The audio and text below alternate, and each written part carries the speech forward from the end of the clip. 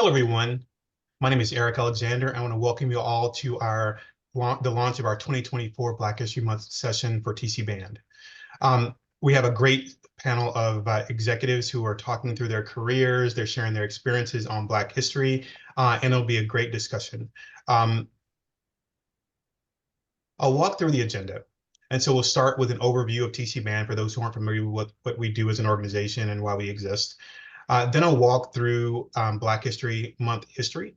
And so when we did the survey questions, we had a lot of questions regarding the history of Black history. So I added a video that kind of talks through how Black History Month originated and what the goals and expectations were of the month. And then I'll hand it off to Ebonee, who will facilitate our amazing panel discussion. And then we'll wrap up with a Q&A discussion. So who is TC Band? Our vision is professional excellence through strategic collaboration. And this is executed through our mission of leveraging the skill, scale, and scope embodied within our Black affinity networks and broader community to execute against three core objectives. The first one is deliver, the second one is to build, and the third one is to create. To deliver quality professional development, to build cross-organizational and community connections, and to create a safe space to learn, share, and grow together. From a reach perspective, since our inception 10 years ago, we have grown our scale to support 32 US states plus the District of Columbia and 8 countries across 5 continents, with a distribution list of over 1,300 members. As we think about what we have going on for the year, we'll start with Black History Month. So we're obviously at our session, the history of Black history. We have 2 other sessions in our virtual series for Black History Month. We have voting and civic engagement in the Black community, and we have owning, understanding, and leveraging your power to drive your career. As we think about the rest of the year, what do we have going on? So in June, we're going to celebrate Juneteenth. Also later in June, we're going to celebrate our TC Band 17, which will be a hybrid summit, which will be held in Minneapolis, hosted by Best Buy. And so for those who are in Minneapolis, we invite you to come out and join us in person. But if you're virtual, feel free to join us virtually for that session. It'll be a great opportunity to learn, grow, develop, and network. Next, we'll have our summer virtual development series, and then we'll wrap up the year with TC Band 18 in November. So how do you learn more about us and what we have going on, and how do you connect with us? You can connect with us through our website, Instagram, send me an email, connect with us on LinkedIn, or go to YouTube. One of the things that we have is a YouTube video library. And so if you're unable to attend one of our sessions, either the Black History Month series or other series, or you're able to go online and watch those sessions. So look forward to engaging with you all in future sessions. And if you have any questions, feel free to reach out to us by one of our social media resources.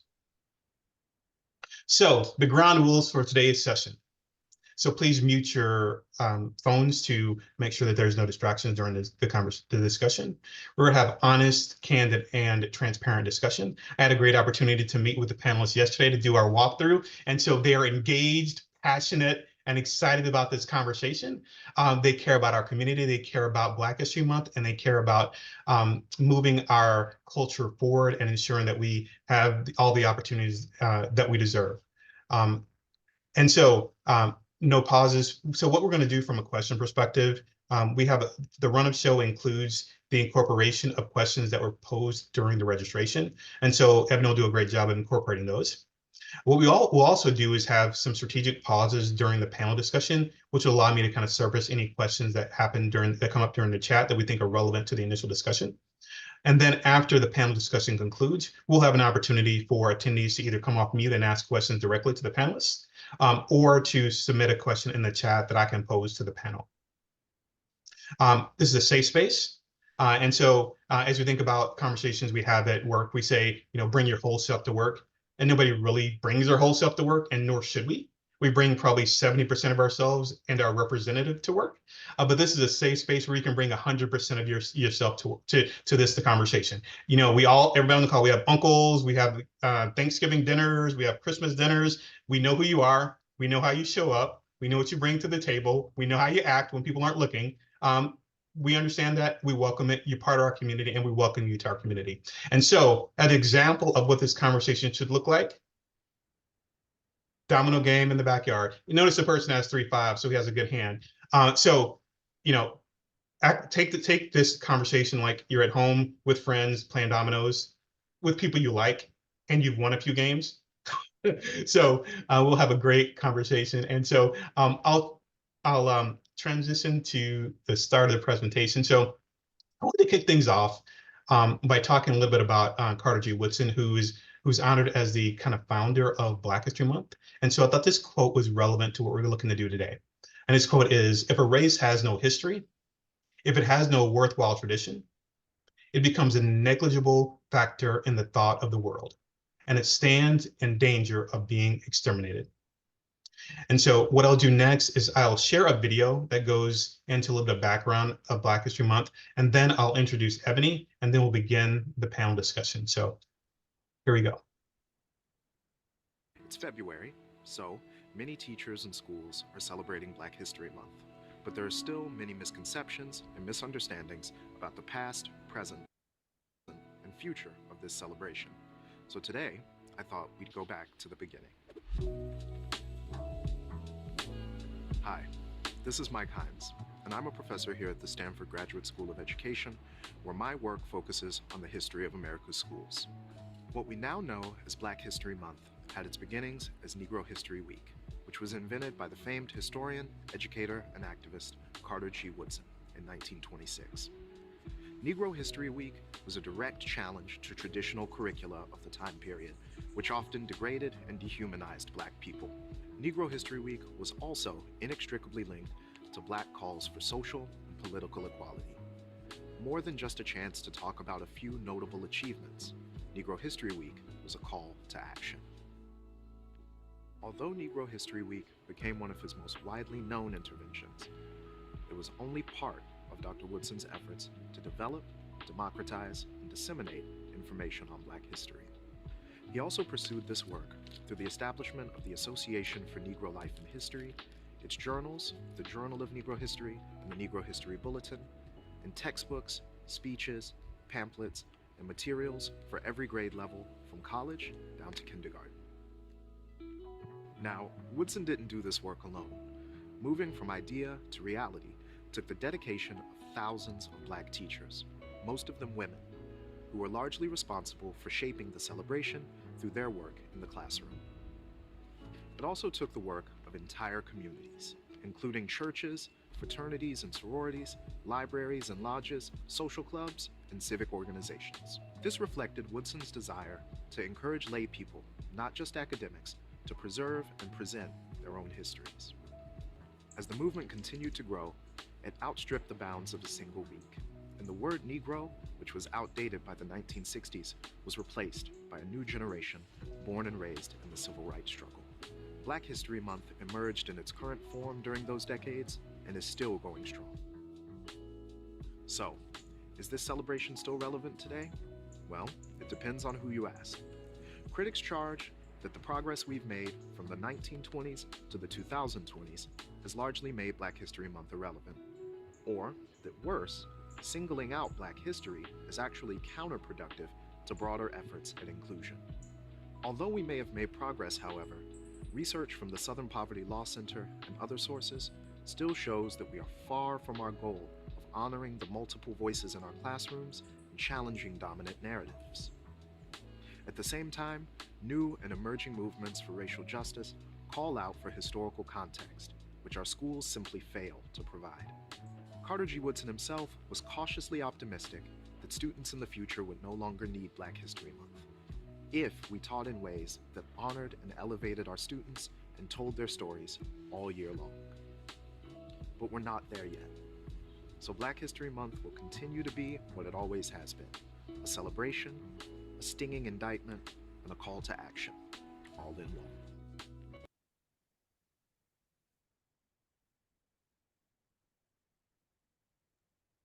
Thank you. So that was a great way to set the stage.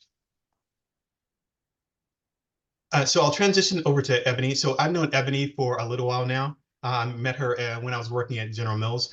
She's an executive Vice President of Diversity, Equity, Inclusion for Bridgestone Americas. She has a great resume of work in the HR space across various disciplines. She also worked for General Mills, of course, and as well as Microsoft. So she brings a wealth of knowledge and experiences, as well as a passion for our community, a passion for the work to improve the situations of our members, as well as a passion for Black history and the ability to kind of move that forward and impact the future generations. Because we are Black history. What we do today will be history tomorrow. And so as we think about this conversation, as we think about what we take away from this session and how we act upon this conversation, we need to understand that the things that we do are things that our children observe, our nieces, nephews, others in the community observe. So the example that we set, the goals that we make, the goals that we achieve are Black history, and we set the table and create the future that we aspire to have. And so with no further ado, I hand the floor over to Ebonee. Well, thank you, Eric, for that introduction. So I am honored to be with all of you all today, and definitely honored that Eric asked me to be part of this important topic.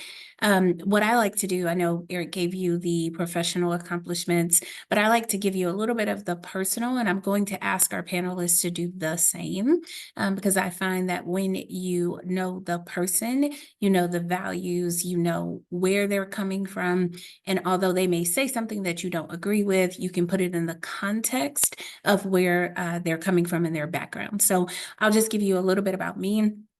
And I love the quote that Eric mentioned, that what we do today will be history tomorrow. And I truly believe that my goal in life is to leave an impact and open doors for others, because so many have opened the door for me.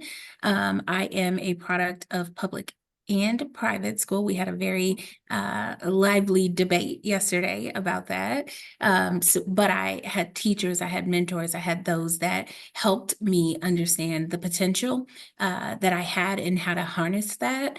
But I am most proud of being a wife, a mentor, a Christian, a mom, and someone that truly, truly gives back to the community through faith-based activities as well as nonprofit activities. So that's a little bit about me. Super passionate about the topic. I truly, truly do believe that Black people are magic, whether you are African American, African descent, Jamaican, Caribbean. The uniqueness that we bring to the culture is powerful. And so that is something that I'm, again, very proud of when I think about what Black means to me. So I'm going to ask Tashima to start. Maybe just introduce yourself, give a little bit about your professional history, and then anything personally that you'd like to share with the group. Please feel free to do so. Perfect, thank you. So, hi everyone, my name is Tashima. Professionally, I am a senior manager, new product introduction at Johnson & Johnson. Primarily, entire career has been engineering. I'm still in engineering. I am very passionate about engineering. And then I would say about me personally, even coming to like the topic of engineering, right? So I did my undergrad in engineering, but I had no idea what engineering was when I enrolled in college and when I showed up on campus. And I share that because I know we had this conversation yesterday about private school and public schools. I am a product of both private schools, majority private, and I did my last 2 years in public school. And the reason why I did primarily private school is because I am from Richmond, California. I love my city. I am very passionate about making sure that my city is getting the resources that it needs, and it's actually gotten better. So I will say that. But with that said, being from Richmond, California, it's a very underserved city, very low income, a lot of minorities, primarily African Americans, with some, I'm not even going to say Latinos, primarily Mexicans. I'll be very transparent about that. And so we just didn't have a lot of access to resources. And so in order to even go to college, you have to go to private school because there was no way to be successful in the public school system. And so even with going to private school and going to college, I still didn't know what engineering was. So that just tells you and how lack of resources can be in cities that are just forgotten, right? And so I think it's really, really important to be aware of history, because for me, people look at me now and they just assume a lot about my past. But if I don't tell the story, right? If I don't let people know where I come from, then nothing will be done for the people who have not, essentially made it to where I'm at, right? And so I think it's really, really important as we talk about Black History Month, we also talk about our own histories and our own personal connections as well, because again, as Eric said, like what we do today will be history tomorrow. So yeah, I'm excited to be on this panel. I'm excited to share with you all, and we'll see where this conversation goes. So hopefully you have some great questions from you all. So I pass it back to you, Ebonee. Sure. And I'm just going to pass it right on over to LeBrent. So same question. Tell us a little bit about yourself professionally and personally. Thank you, Ebonee. Thank you, Eric. It's really great to be with you guys today. My name is LeBrent Speed. I'm a speaker, health and wellness coach, and I'm also a president of a company called DiverseCityApp.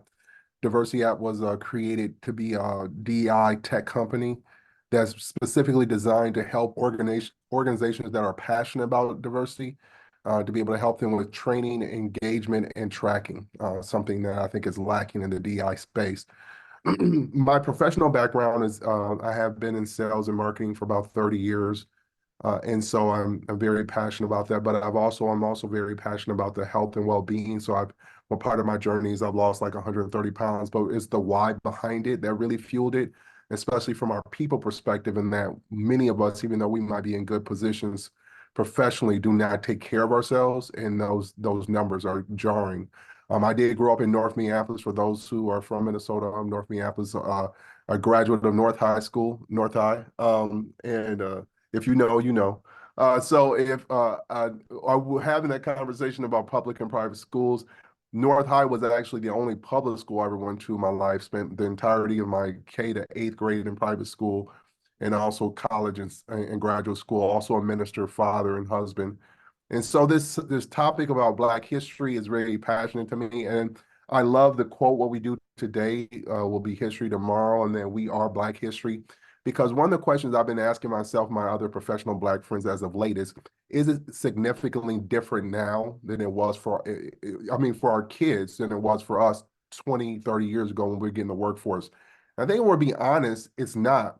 So I really am starting to challenge myself and others is that what are we doing that our ancestors, our parents and grandparents, the sacrifices they made in order to make room for us, are we making the same sacrifices for the next generation? So I'm really interested in how we can delve into that topic as we discuss Black history. Love that. I love that. So I think let's get into it. We've got about 40 minutes baked for this, but we know that we might go a little bit longer. So just a reminder, we are going to have some intentional pauses during the conversation. So if there are questions, comments, emojis, reactions, drop them in the chat. We want to hear it. We want this to be absolutely a two-way dialogue, and we want to make sure that we are serving you and your interest as well throughout this conversation. So we've talked a little bit about why all of this matters. I think both Tashima and LeBrent both told you why they're passionate about this topic, but I want to shift a little bit to ask, what does Black history mean to you? What is the importance, and when did you realize the importance that it has in your life? So I'm going to start in the reverse. LeBrent, maybe if you want to start, and then Tashima, if you've got anything to add. Well, Black history is critically important because we view ourselves from the lens of history. I'm very passionate from a very early age in history. I obviously started with biblical history because my mom was, had me in church, and plus I went to Christian schools, but I loved history in general. And one of the things I think is really important as we talk about Black history is that, oftentimes we call ourselves slaves, but we were never slaves. We were enslaved, but we weren't slaves. And I think that distinction matters, right? Because when we understand those things, it was when I was about in the 5th grade in my private, mostly white private school, I learned about Nat Love, who was a Black cowboy. And what I realized is that we were the first Black cowboys. Matter of fact, the term cowboys actually came from being Black because they never called white men boys. And it wasn't until later in which they took the term, co-opted the term back because it was comfortable to be called cowboys. But originally, cowboys were all Black because they could only call them boys. And so I think understanding those distinctions and our imprint on all parts of American history and the world history really gives us self-esteem. And I believe that's one of the insidious forms of slavery.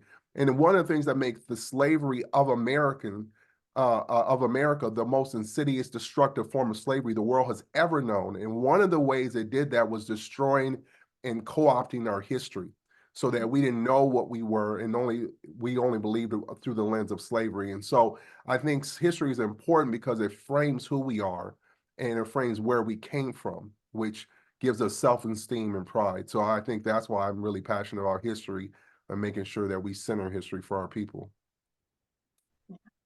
I'll add to that. I also think it helps us see where we can go, right? And so I take that, just going back to my story and me not knowing what engineering was. I grew up somewhere where I wasn't taught about just different professions, but Black people in those professions, right? So I knew that, you can be a doctor, right? Because in my family, I had a Black pediatrician. So I'm like, oh, Black pediatrician, I'm gonna go and be a pediatrician, right? And then I went from there, like, well, how do you become a pediatrician? And I'm like, oh, most people who, I don't know, I think I heard on the news somewhere that, oh, engineers are, applying to medical school, bet you're going to be an engineer.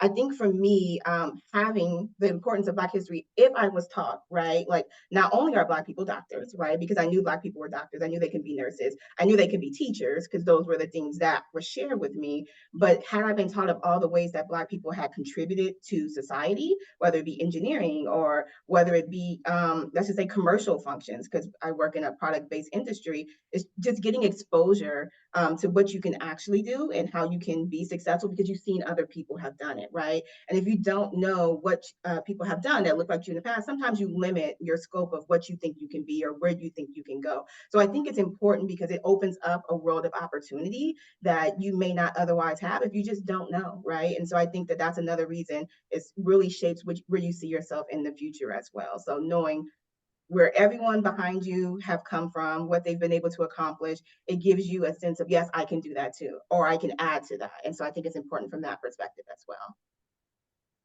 Yeah, I think Tashima, you're hitting on a quote that comes to mind. You have to see it to be it. And so many people are limited because you don't see the representation, right? You don't realize that your doctors can be Black or that you can have Black engineers. And that's why you have groups like NSBE and you have groups like SWE and other groups where they are intentionally promoting the career where there is a shortage of talent. And then, LeBrent, as I hear you talking about just this form of enslavement and them destroying the history. And that for me brought back something that I read which was just around when they brought slaves over and when they would send them to different plantations, they would essentially mix up the tribes. And so people have this preconceived notion that slaves all spoke the same language, and they didn't. They had various tribes, and there is Igbo and Yoruba and Hausa. I'm just talking about Nigeria, but they would intentionally mix them so that they could not figure out their history, band together and communicate. And I think so much of the African-American history was destroyed through that process, which was absolutely intentional enslavement and intentional enslavement of the mind. So as we think about that, right, history is knowing where you came from. I'd love to know how, maybe start with you, LeBrent. What are some ways that you honor the month and you go back and reflect the traditions that make you you? What are some ways that you honor this month? One, I definitely do my best to engage with a lot of the civic things that are going around the Twin Cities. Matter of fact, there's a particular movie about the McRae AAU team from the Minnesota History Museum in Minnesota. And a friend of mine produced that. I went to high school with him. It was the first AAU team in Minnesota history. And there were a bunch of guys I went to high school with. And about that significance of that. So one of the things I like doing is watching films. A lot of films and just others going in places that are Black centered during this month. I think it's really important, especially for those of us who have been in corporate America for years. And in Minnesota, I always say that it's difficult for corporate Black people in Minnesota because we're mostly in spaces that we always have to center whiteness. And even in our Black spaces, we really don't center Blackness. And so I think for these months in particular, as we talk about and joke about it, Leave Me Alone is Black History Month, all that stuff, I think it's really important for us to go to places where we could be centered and that we don't have to make apologies for being Black. Because I find in so many of our spaces, we have to apologize for being Black. We have to make excuses for Blackness. And so that's something that's really important for me and my children, that we can go to Black center spaces and not make any apologies for that. I love that. And I'm just going to remind you all to drop comments, questions, emotions in the chat. And while you all are gathering your thoughts, and we're preparing for that intentional pause, Tashima, I'm going to ask you a similar question. Are there any traditions that you have during the month? Yeah, so I would say, I'm going to start by saying Eric brought me out of retirement, so I'm going to lead with that. Because historically, I used to do a lot of programming around educating and bringing awareness to Black History Month, the importance as well as just the history in general. And I got real tired during the pandemic, specifically when there was this faux I guess push everyone was just like, oh, how can we help? Right. And it wasn't real, right? It was not very authentic. And so I think that being in a corporate space, right, having a lot of conversations, a lot of questions, a lot of, people really just pushing me to help them either feel better about their lack of knowledge or to educate them or to include them or to make them or to bring them into the experience, right? And so I share that because I got so tired that I'm just like, you know what?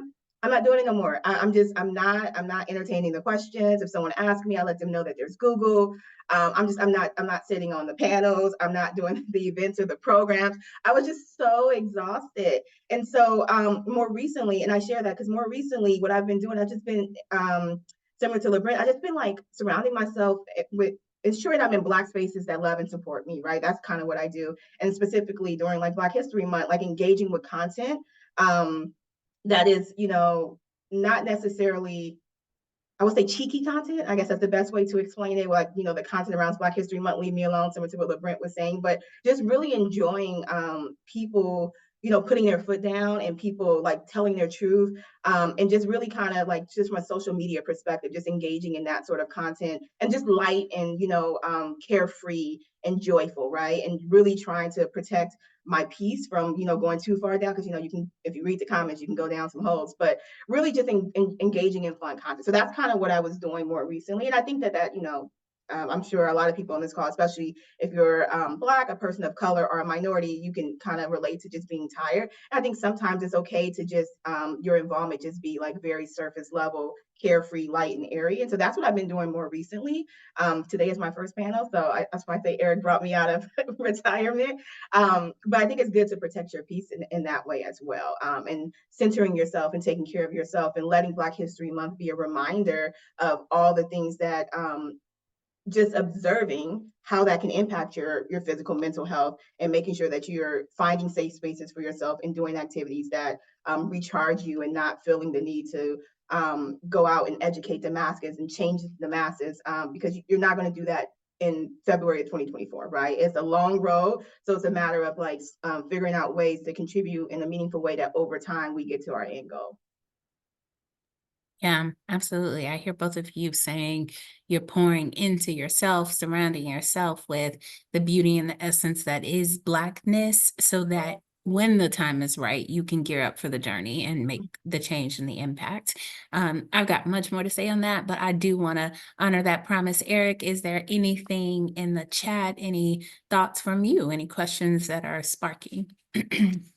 Yeah, nothing in the chat currently. Maybe my chat's broken. I'm sure everybody's engaged. Maybe they're so enthralled with the comments and the context that's being provided by you and the other panelists that you've answered all the questions. I did have one thought. So as I thought about Dr. Whitson and his goal for Black History Month, he had two.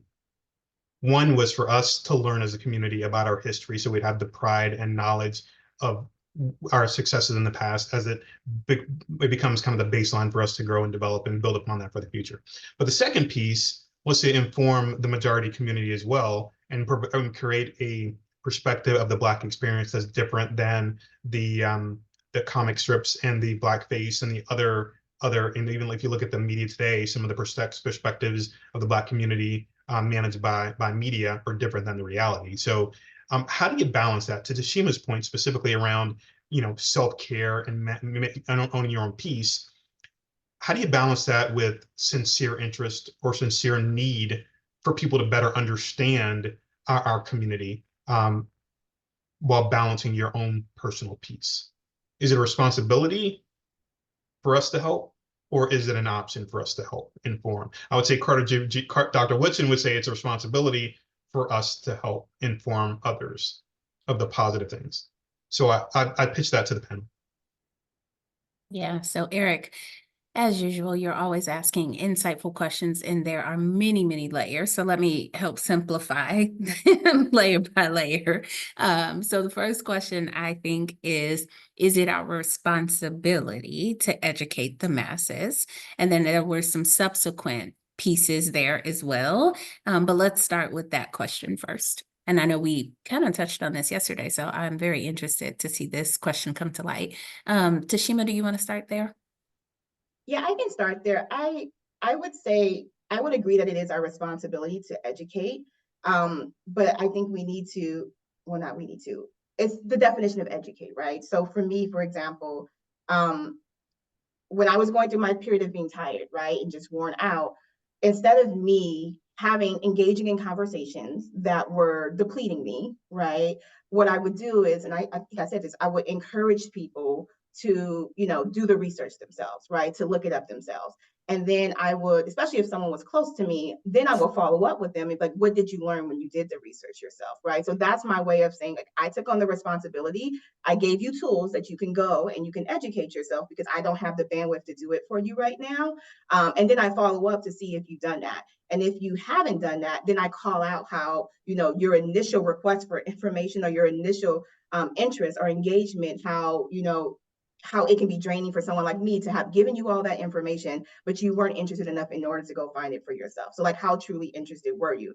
And not just leaving it there, but your lack of interest impacts, especially if you're a part of the dominant society, your lack of interest impacts us because you're not even going to take the time to understand how people who are not like you, how they navigate this world. And so the decisions you make, whether that be how you're voting, whether that be, who you're donating to, like all of those decisions impact people that you're not considering. And so that is my form of education, right? Well, during my period of being tired, right? Because everyone can't go and become a PhD in African American or African history, and we go around and spend our entire days, writing thesis papers or having these conversations, especially when a lot of time, let's be fully transparent, the conversation is not started because they want to learn, it's because they want to challenge you, right?